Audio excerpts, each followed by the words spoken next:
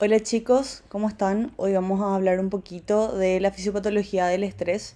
Es un tema del que no se habla mucho, tampoco se suele tocar mucho en las diferentes asignaturas, pero hoy vamos a ver más allá de la respuesta fisiológica al estrés agudo, vamos a ver los efectos de un estrés mantenido, ¿sí? El estrés, ¿qué es? El estrés en sí es un término sumamente ambiguo que presenta muchas connotaciones y en sí mismo muy poca utilidad para entender cómo el organismo se adapta a las demandas de la vida diaria y también a situaciones catastróficas que ocurren de manera esporádica. Para muchos, el concepto de estrés refleja un estado indeseable de preocupación, temor, irritabilidad, tristeza y también dificultad para manejar adecuadamente situaciones que causan frustración. Para otros, el estrés es un reto que motiva la obtención de logros y metas en la vida. Ya he leído varias veces hablar del estrés positivo. En el primer caso, nos referimos más bien al término popular de estresado, entre comillas, el cual sugiere la naturaleza crónica de un estado negativo. Y este estado negativo crónico es reconocido clínicamente como distrés emocional. El estrés se describió por primera vez en 1911. Vamos a hacer una pequeña revisión histórica de cómo se fue desarrollando el concepto. Cannon fue el primero que habló que describió la lucha o huida como mecanismo de respuesta del organismo ante una situación percibida como peligrosa y que fuese capaz de estimular la liberación de catecolaminas. Clásicamente el estrés se define como un estímulo puntual, agresivo o no, percibido como amenazante para la homeostasis. En 1935, el mismo Cannon definió el concepto de homeostasia como el conjunto de procesos por los que el organismo humano mantiene la constancia de su medio interno, y determinó que el estrés es uno de los factores cuya influencia exige al organismo al máximo para mantener estas condiciones de equilibrio. En 1955, Selye habla de lo que es la reacción de alarma. El estrés activa un conjunto de reacciones que implican respuestas conductuales y fisiológicas, neuronales, metabólicas y neuroendocrinas que permiten al organismo responder al estresor de la manera más adaptada posible. En 1980, González de Rivera intentó unificar diversas teorías en lo que él llamó la Ley General del Estrés y lo describió como un conjunto de modificaciones en el funcionamiento basal del organismo directamente atribuibles a la eliminación o adaptación a estímulos nocivos y peligrosos, sean estos reales o imaginarios. Él ya describió, además de la liberación de catecolaminas, la liberación de cortisol. En 1984, Lazarus y Folman describieron algo que llamaron proceso de evaluación cognitiva. Una característica importante en la noción del estrés es este proceso que toma en consideración un elemento importante que es la percepción por parte del individuo.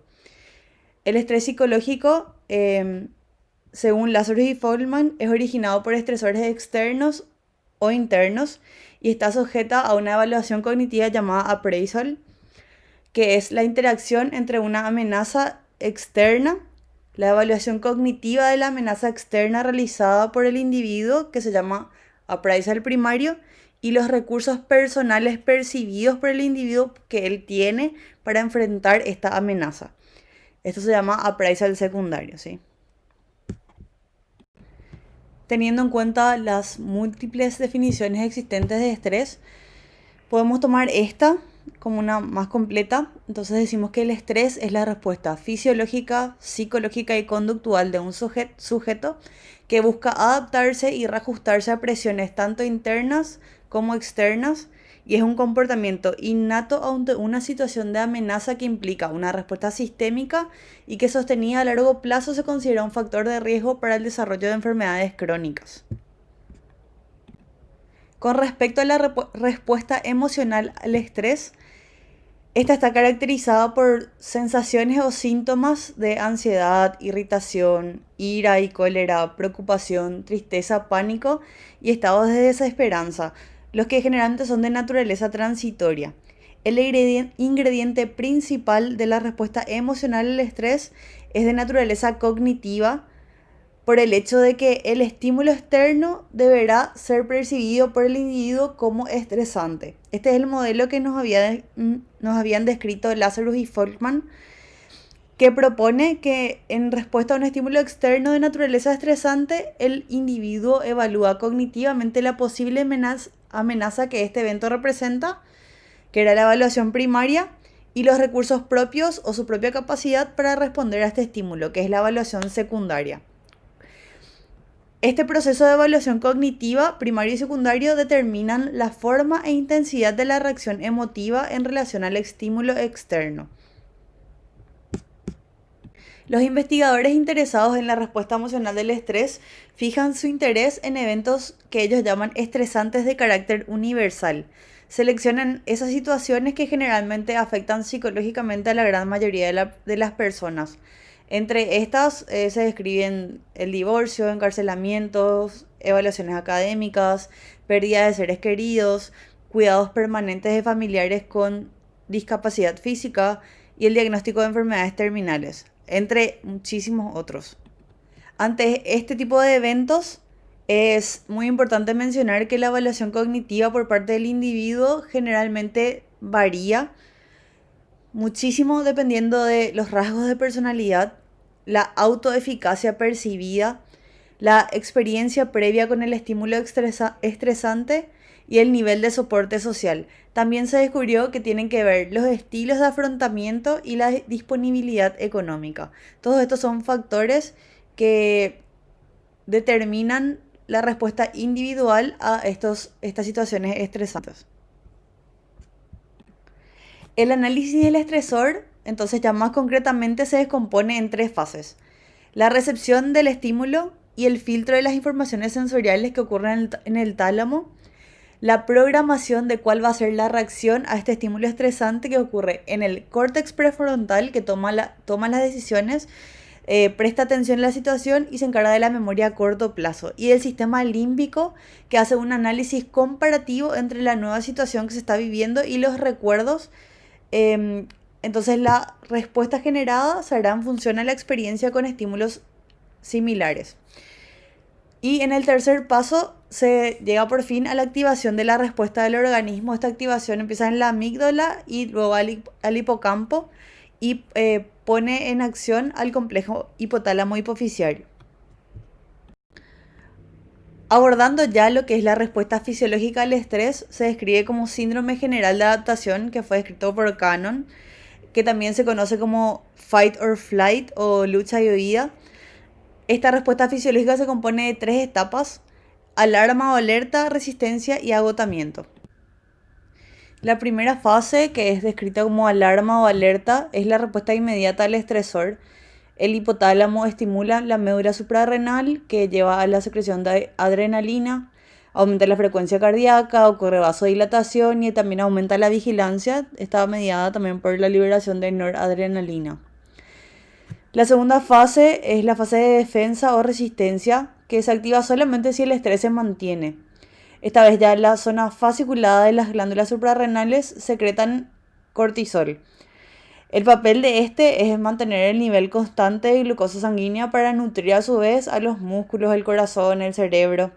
Entonces lo que podemos entender a través de esto es que la adrenalina suministra la energía de urgencia por un lado, y por otra parte el cortisol asegura la renovación de las reservas. Es una fase de resistencia. El organismo debe aguantar enfrentarse con el estímulo estresor. La fase de agotamiento o relajamiento se instala solamente si la situación persiste y se acompaña ya esta vez de una alteración hormonal crónica. Si la situación persiste todavía más, es posible que el organismo se encuentre desbordado, se agota y de a poco las hormonas secretadas son menos eficaces y comienzan a acumularse en la circulación. El resultado de esto es que el organismo está invadido por hormonas que a largo plazo tendrán un impacto negativo en la salud, efectos deleterios tanto orgánicos como cognitivos. Ahora vamos a ver probablemente el esquema más importante de toda esta clase. Como habíamos hablado, del estrés es analizado primeramente pasa por una evaluación cognitiva en la amígdala, la corteza prefrontal, y de esta forma toda la información de este análisis pasa principalmente por el núcleo paraventricular hipotalámico, que es el integrador final de la respuesta al estrés. La llave o la clave de la respuesta al estrés es el eje hipotálamo-hipófisis suprarrenal, ¿sí? El hipotálamo hace de enlace entre el sistema endocrino y el sistema nervioso, la hipófisis y las suprarrenales. En respuesta a todas estas situaciones estresantes, el hipotálamo segrega factor liberador de corticotropina. Este actúa sobre la hipófisis, que provoca la liberación de corticotropina, que es la ACTH o hormona adenocorticotropa. Esta secreción de ACTH incide sobre la corteza de las glándulas suprarrenales, dando lugar a la producción de corticoides que pasan al torrente circulatorio y generan una cascada de respuestas. De estos corticoides, el más importante es el cortisol. Este facilita la excreción de agua, el mantenimiento de la presión arterial, activa todas las vías metabólicas energéticas que puedan llegar a aumentar las concentraciones de glucosa sanguínea, estimula la proteólisis, la lipólisis, la gluconeogénesis hepática e inhibe la liberación de insulina. Hablamos que todo esto iba orientado hacia una acción hiperglucemiante. Por otro lado, con relación a la reacción del sistema nervioso vegetativo, lo que ocurre es que se activa la médula suprarrenal y esta lleva a la liberación de adrenalina. Las catecolaminas, o sea, la adrenalina y la noradrenalina se segrega también a partir de las terminaciones nerviosas simpáticas. Son las encargadas principales del estado de alerta, que es lo que nos prepara para lo que llamamos lucha o huida. Ambas tienen muchísimos efectos, entre ellos la dilatación pupilar, la dilatación bronquial, la movilización de ácidos grasos, que tratándose de una situación estresante crónica podría llevarnos a una posible arteriosclerosis futura. El aumento del estado procoagulativo, hay un incremento del rendimiento cardíaco que a largo plazo nos puede llevar a una hipertensión arterial. Ocurre una vasodilatación muscular y una vasoconstricción cutánea, o sea, redireccionan el flujo sanguíneo a donde más lo necesitaríamos para esta respuesta de lucha o huida. También ocurre reducción de los niveles de estrógenos y testosterona, inhibición de la secreción de prolactina, y también incrementan la producción de tiroxina. Esta producción aumentada de tiroxina favorece el metabolismo energético, la síntesis de proteína. En síntesis, este esquema nos demuestra que ante una situación de estrés hay un compromiso de todo el organismo. Todo el organismo reacciona de manera coordinada para poder responder a este estímulo estresante. Con respecto a este esquema, es nada más para resaltar la importancia del núcleo paraventricular del hipotálamo. Como integrador final de la respuesta al estrés, se puede observar su interacción con la amígdala, el hipocampo, la corteza prefrontal, el locus coeruleus, ¿sí? Entonces lo que hace este núcleo, las neuronas que integran este núcleo, son las que producen la hormona liberadora de corticotropina, y así de esta forma estimula la producción hipofisaria de ACTH, que a su vez estimula, como ya hablamos, la producción de cortisol por las suprarrenales. Y también se puede ver como el cortisol en sí mismo forma parte de la respuesta al estrés, pero tiene un mecanismo de feedback negativo que lo que hace es inhibe su propia síntesis, inhibiendo la síntesis y la liberación a dos niveles, a nivel de la liberación de ACTH y la liberación de CRH, ¿sí? Entonces, a tener cuidado, el cortisol es parte de la respuesta, pero también actúa como un contrarregulador, ¿sí?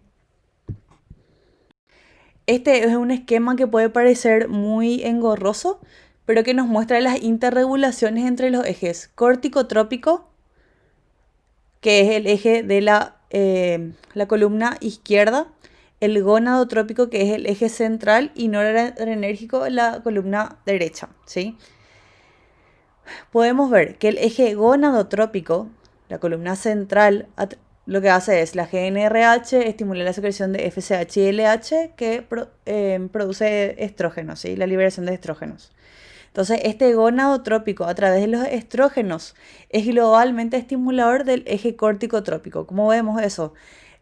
Los estrógenos en sí estimulan la liberación de CRH, también estimulan al locus coeruleus y la noradrenalina, y estimulan de nuevo la liberación de catecolaminas. Todas las flechas más oscuras que surgen de la E, ¿sí? Son los estrógenos. La noradrenalina, por su lado, que es el cuadrante superior derecho, es estimulada por los estrógenos, como ya vimos, y estimula la actividad gonadotrópica. Se ve que una flecha sale de la noradrenalina a la GnRH. ¿Está bien? Bueno, y en tercer lugar, el eje córtico-trópico, que es el de la izquierda, es globalmente inhibidor del eje gonadotrópico. Se ven las flechas de un tono más claro, ¿sí? Lo que pasa es, por ejemplo, acá vemos que la CRH inhibe la secreción de GnRH y el cortisol la inhibe en casi todos los niveles más bien, inhibe la secreción de GnRH, de FSH y LH y de estrógenos. ¿Sí? Entonces el eje córtico-trópico es globalmente inhibidor del eje gonadotrópico, ¿sí? A través de esto, teniendo esta noción clara, se puede explicar el hecho de que existan amenorreas por estrés. Este mecanismo explica que el estrés severo puede inhibir el sistema de reproducción femenino, ¿sí? Corrientes de investigadores, estudios recientes o relativamente recientes de psico-neuroinmunología y neuroendocrinología demostraron la necesidad de reevaluar los modelos conceptuales tradicionales acerca del estrés. En primer lugar, lo que dicen es que hay que dejar bien establecido que el modelo cognitivo del estrés percibido tiene un correlato fisiológico en el lóbulo frontal del cerebro, por lo que es necesario reconocer que la experiencia del estrés inicia en el cerebro, afecta al cerebro y a su vez a través de este al resto de los sistemas que conforman nuestro organismo. Entonces, el cerebro es el órgano central de la respuesta fisiológica, psicológica y comportamental del estrés. La percepción del individuo como ingrediente cognitivo elaborado en el lóbulo frontal del cerebro determina, como ya hablamos en profundidad, lo que es estresante. Y en segundo lugar, lo que se dice es que, y se demuestra, es que cuando la respuesta del estrés percibido se transforma en un proceso crónico, esta facilita el inicio de un estado de distrés emocional, en el que se observa una excesiva utilización, un manejo ineficiente de las hormonas, corticosteroides y catecolaminas por parte de los ejes neuroendocrinos. Este nuevo paradigma en el estudio del estrés percibido describe y toma muy en consideración que el estilo de vida del individuo y el medio ambiente en el que interactúa son factores mediadores y sobre todo moduladores en el proceso de cronicidad del estrés percibido. Dicen que nuestro comportamiento puede ayudarnos a escoger un estilo de vida que favorece la reducción del estrés para así poder lograr un buen nivel de calidad de vida. Si esto no ocurre, tenemos también la opción de asumir un estilo de vida que contribuye a experimentar un mayor nivel de estrés, como hacemos generalmente los estudiantes y los médicos. O sea, nuestra profesión, esto es el estilo de vida, es algo que siempre tenemos pendiente de mejorar.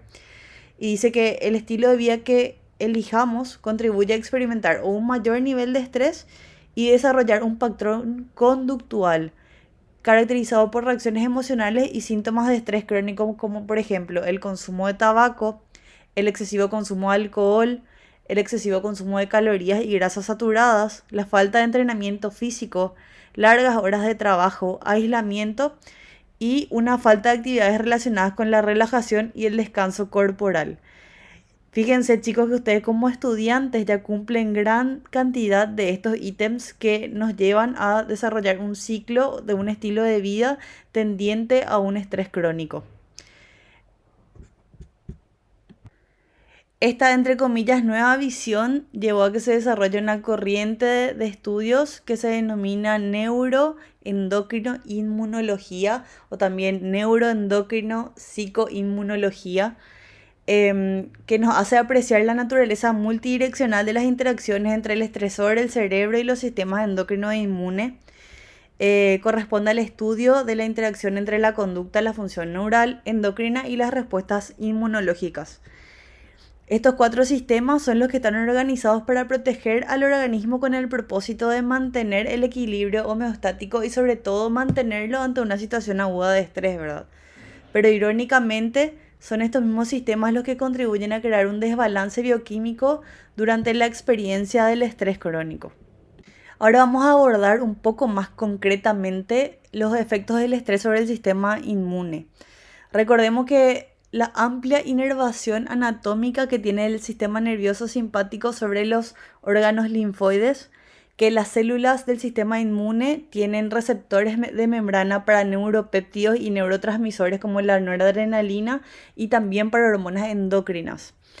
Entonces lo que podemos decir es que finalmente el estrés genera una inmunosupresión regulada por los glucocorticoides, las catecolaminas y los neuropéptidos, las hormonas endocrinas y también a través de señales peptídicas autocrinas y paracrinas producidas por los mismos monocitos y macrófagos, dentro de las cuales estas señales peptídicas son las que llamamos citoquinas proinflamatorias. Finalmente lo que ocurre es que se suprime la respuesta de los linfocitos T, disminuye la actividad de los natural killers, los linfocitos natural killers, disminuye la producción de interleuquina 2, de interferón gamma y la expresión del receptor de IL de interleuquina 225. Pero también se activan funciones inmunológicas como la proliferación celular, el quimiotactismo y respuestas inmunológicas específicas. Vamos a ver un poco más sobre esto, ¿sí? Lo que podemos describir son 2 vías. Una primera vía que ya estudiamos en extensión, en la que un estresor estimula el sistema nervioso central, se activa el eje hipotálamo suprarrenal para inducir la liberación de hormonas hipofisarias suprarrenales, de tal forma que las catecolaminas, la hormona adenocorticotropa, el cortisol, también la hormona de crecimiento y la prolactina, son hormonas que también intervienen en esta interacción entre el sistema nervioso central y el sistema inmune. Lo que hacen todas estas moléculas es inducen cambios cualitativos y cuantitativos en el sistema inmune, debido principalmente al hecho que describimos en la diapositiva anterior de que la mayoría de las células inmunológicas tienen receptores específicos para estas hormonas, lo que finalmente ocasiona la producción de las citoquinas proinflamatorias. En cambio, en la segunda vía, es el sistema inmune el que ejerce su acción sobre el sistema nervioso central a través de estas mismas citoquinas. Por ejemplo, la interleuquina 1 provoca la síntesis de hormona estimulante de la síntesis de corticotropina por el hipotálamo, lo que ayuda a amplificar la respuesta ante el estrés y conducir a cuadros clínicos más severos como estados de depresión. Vamos a ver un poco más sobre estas citoquinas proinflamatorias. Cuando hablamos de estas citoquinas proinflamatorias, ustedes ya saben que son proteínas que actúan como mediadores que regulan, actúan como moléculas de señal entre las propias células del sistema inmune para coordinar las respuestas de este sistema, ¿verdad? Entonces, entre las nuevas funciones que se descubrieron para estas citoquinas es que estas mismas tienen la capacidad de afectar la función neuronal del sistema nervioso central y de modular al eje hipotálamo hipófisis suprarrenal como si fueran neurotransmisores. Entonces, las que más se describen en estas respuestas para el estrés crónico son la IL-1, la IL-6 y el factor de necrosis tumoral. Les puse nomás acá un cuadrito para que recuerden en la primera columna su origen y en la segunda columna sus efectos. Con respecto a la acción de estas citoquinas sobre el sistema nervioso central, se han descrito efectos en la neurogénesis. El estrés crónico, como describimos recién, lleva a un aumento en la secreción de IL-1 específicamente, que causa una disrupción en el factor de crecimiento y causa inhibición de la neurogénesis específicamente en el hipocampo. Esto está relacionado con comportamientos depresivos. Entonces, la IL-1 tiene efecto inhibidor de la neurogénesis en el hipocampo y se relaciona con la depresión. Efectos en el neurocircuito. Las citoquinas proinflamatorias, principalmente el interferón alfa y el IL-6, se vio que actúan más sobre los ganglios basales, sobre la motivación y al área subgenual, que es el área 25 de Brodmann, y al área dorsal, que están también relacionadas con la depresión, ansiedad y los estados de alarma.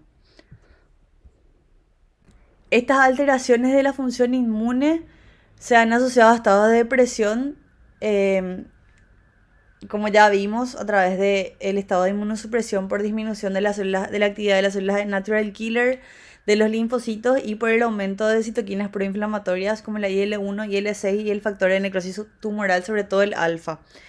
Entonces lo que hacen estas citoquinas mencionadas es median la respuesta inflamatoria para conseguir la reparación y regeneración del daño tisular, pero también actúan como intermediarios entre el sistema inmune y el cerebro.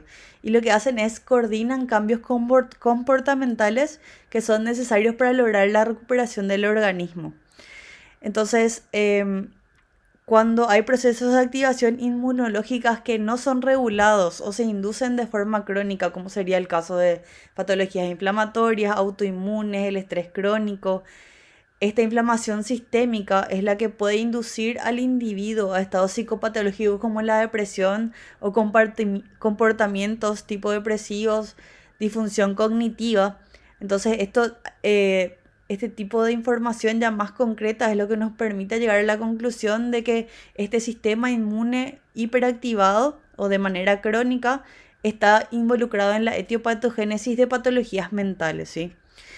Entonces también es importante que ustedes se den cuenta de que estas citoquinas proinflamatorias, al actuar sobre el sistema nervioso central, no solamente inducen mecanismos como la fiebre, por ejemplo, también inducen una serie de síntomas en el sistema nervioso referidos como el comportamiento del enfermo, ¿sí?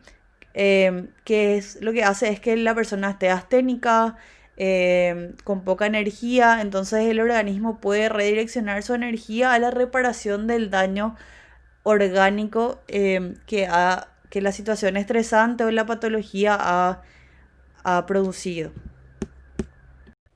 Bueno, entonces cerrando un poco, chicos, la clase de fisiopatología del estrés, enfermedades sistémicas que ya se ha comprobado que están relacionadas al estrés crónico, sobre todo por un estado de inflamación crónica sostenido, son la artritis reumatoide, la fibromialgia, la fatiga de las glándulas suprarrenales, enfermedades cardiovasculares, hipertensión, diabetes tipo 2, obesidad, síndrome metabólico, asma, cáncer, depresión y otras enfermedades que cursan con inmunosupresión o enfermedades autoinmunes, ¿sí? Algo que ustedes tienen que tener en cuenta, que deben tener en cuenta como estudiantes y futuros profesionales de la salud, es que muchas veces nosotros entramos en la hipocresía de pregonar estilos de vida saludables a nuestros pacientes, a nuestros familiares, pero a nosotros mismos por nuestro ritmo de vida y las situaciones estresantes en todos los ámbitos a los que estamos expuestos. Nos cuesta muchísimo ya desde estudiantes llevar y tener hábitos de vida saludables. Ahora ustedes ya vieron que estos hábitos de vida saludables se convierten en factores, digamos, como protectores, y también educan a nuestra amígdala, a nuestra corteza prefrontal, a saber cómo evaluar las situaciones que nos presenta la vida, y nos ayuda a evaluarlas realmente como estresantes o no estresantes, y nos da también más herramientas para enfrentar las mismas. Así que no olviden, y mientras antes ustedes empiecen a desarrollar e implementar estos hábitos de vida sanos, saludables, todo lo que signifique cuidarse a ustedes mismos es igual de importante que cualquier nota, que cualquier examen.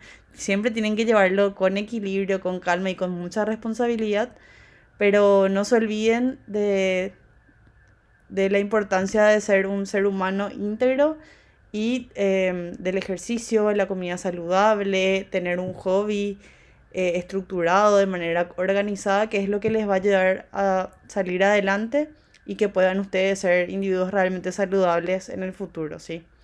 Así que mucha fuerza con este módulo, chicos, y cualquier pregunta siempre pueden contactarse con nosotros por correo electrónico, ¿sí? Les voy a dejar los links de los artículos que leí, porque es un tema que está bastante repartido por todos lados, y esto fue más o menos un resumen de lo nuevo que leí al respecto. Entonces les voy a dejar los links por si estén interesados y les aliento a leer artículos sobre el tema, ¿sí?